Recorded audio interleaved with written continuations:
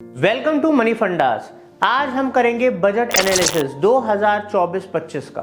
Budget directly indirectly हर sector को effect करता है।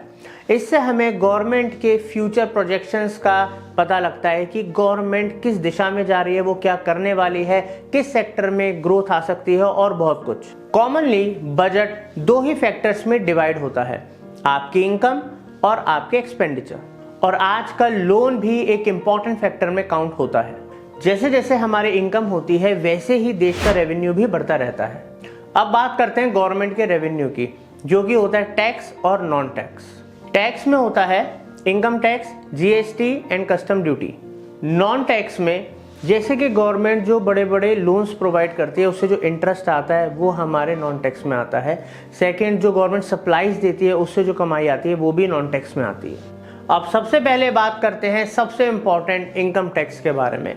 इसमें क्या क्या बदलाव हुए हैं आइए जानते हैं। वैसे तो इनकम टैक्स स्लैब के अंदर काफ़ी सारे चेंजेस हुए हैं, मगर वो लोग जो इन दो स्लैब्स के अंदर फॉल करते हैं उनको 5% का फ़ायदा हुआ है। जिनके इनकम टैक्स 6 से 7 लाख के बीच में आता है या 9 से 10 लाख के बीच में आता है उनको 5% का बेनिफिट हुआ है। सेकेंड कैटेगरी है बजट फॉर इन्वेस्टर्स, जहाँ पर सबसे ज़्यादा चेंजेस आए हैं। आई गेस जब हमारी फाइनेंस मिनिस्टर इन्वेस्टर्स के ऊपर बजट अनाउंस कर रही थी तो छोटे बड़े हर तरीके के इन्वेस्टर्स गौर से उनको सुन रहे थे। अब हम कुछ इंपॉर्टेंट पॉइंट्स के ऊपर बात कर लेते हैं। अगर हम बात करें इन्वेस्टर्स की तो हम सबको पता है कि आज से कुछ साल पहले लॉन्ग टर्म कैपिटल गेन पे टैक्स था ही नहीं। फिर गवर्नमेंट ने 10% टैक्स लगा दिया। इन्वेस्टर्स तो उससे ही खुश नहीं थे और अब देखा जाए तो वो 12.5% कर दिया गया है। और दोस्तों अगर हम कल मार्केट की बात करें, जो मार्केट में इतना करेक्शन आया, तो उसका सबसे बड़ा कारण जो माना जाता है वो माना जाता है कि जो इनकम टैक्स स्लैब के अंदर जो चेंजेस आए और साथ के साथ इन्वेस्टर्स के ऊपर जो इतना बड़ा हथौड़ा पड़ा है, लॉन्ग टर्म कैपिटल गेन हो या शॉर्ट टर्म हो, जहाँ पर 5% और 2.5% बढ़ा दिया गया है, इस वजह से मार्केट में बहुत ज़्यादा बिकवाली रही और लोग इस चीज़ से खुश नहीं हैं। दोस्तों हाल ही में आरबीआई गवर्नर ने बात बोली थी कि एफडी में जो लोग पहले बहुत ज़्यादा इन्वेस्ट करते थे अब वो पैसा ज़्यादातर स्टॉक मार्केट या म्यूचुअल फंड्स की तरफ जा रहा है। अब लोग एफडी के अंदर बहुत ही कम इंटरेस्टेड हैं। तो अगर एफडी में पैसा आएगा ही नहीं, बैंक्स के पास पैसा होगा ही नहीं, तो किस तरीके से बैंक्स लोन और दूसरी चीज़ें चला पाएंगे। दोस्तों यहाँ पर मेरा अपना एक पर्सनल ओपिनियन है, अगर स्टॉक मार्केट की जो इनकम है उसको थोड़ा अनअट्रैक्टिव कर दिया जाए, वहाँ पर रिस्क भी है और वहाँ पर रिटर्न भी थोड़ा कम हो गया है, तो हो सकता है एफडी की तरफ लोगों का रुझान ज़्यादा फिर से आ जाएगा। दोस्तों अगर देखा जाए ना, स्टॉक मार्केट में आज भी जो करंट डाटा है, आप ऑनलाइन रिसर्च भी कर सकते हैं, अपने फाइनेंशियल एडवाइज़र से भी पूछ सकते हैं कि इन्वेस्टमेंट पॉइंट ऑफ व्यू से लॉन्ग टर्म जो इन्वेस्टर्स हैं वो कम है एज़ कम्पेयर टू वो इन्वेस्टर्स मार्केट में ज़्यादा हैं जो डेली बेसिस पे इंट्राडे कर रहे हैं या स्विंग ट्रेडिंग करते हैं, ठीक है, या एक साल के अंदर अपनी पोजीशन को स्क्वायर ऑफ कर देते हैं, जो भी उनको प्रॉफिट होता है लॉस होता है। तो वहाँ पर उनको भी बहुत बड़ा झटका लगा है, क्योंकि मान लीजिए अगर आप 1000 रुपये कमाते थे, ठीक है, और वहाँ पर अभी तक आपको 15 रुपये मतलब 150 रुपये आपको देने पड़ते थे गवर्नमेंट को।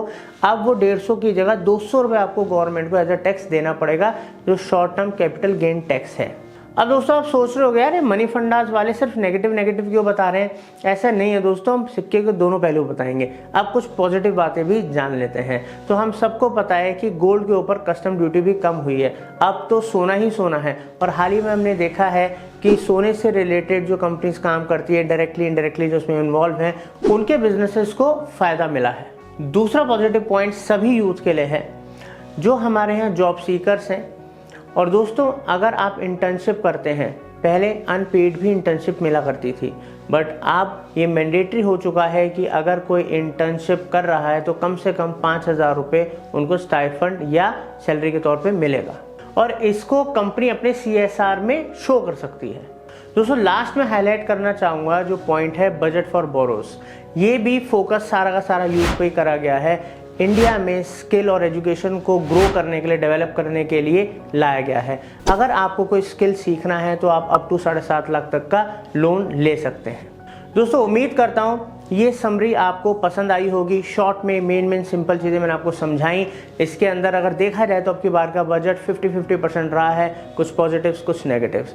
मगर दोस्तों अगर स्किल की बात आती है तो हम ना ऐसा हो नहीं सकता। मैंने डिस्क्रिप्शन में लिंक दे रखा है money.marketing fundas का, वहाँ पर मल्टीपल स्किल्स हैं अलग अलग फील्ड्स की, उनको आप सीख सकते हैं, सर्टिफिकेशंस ले सकते हैं और अपना करियर बना सकते हैं। और चैनल को प्लीज़ सब्सक्राइब कर लीजिए, बेल आइकन दबा दीजिए ताकि एक भी इंपॉर्टेंट वीडियो आपसे मिस ना हो, बिकॉज आपको भी बनना है फाइनेंशियल फ्री। Thank you.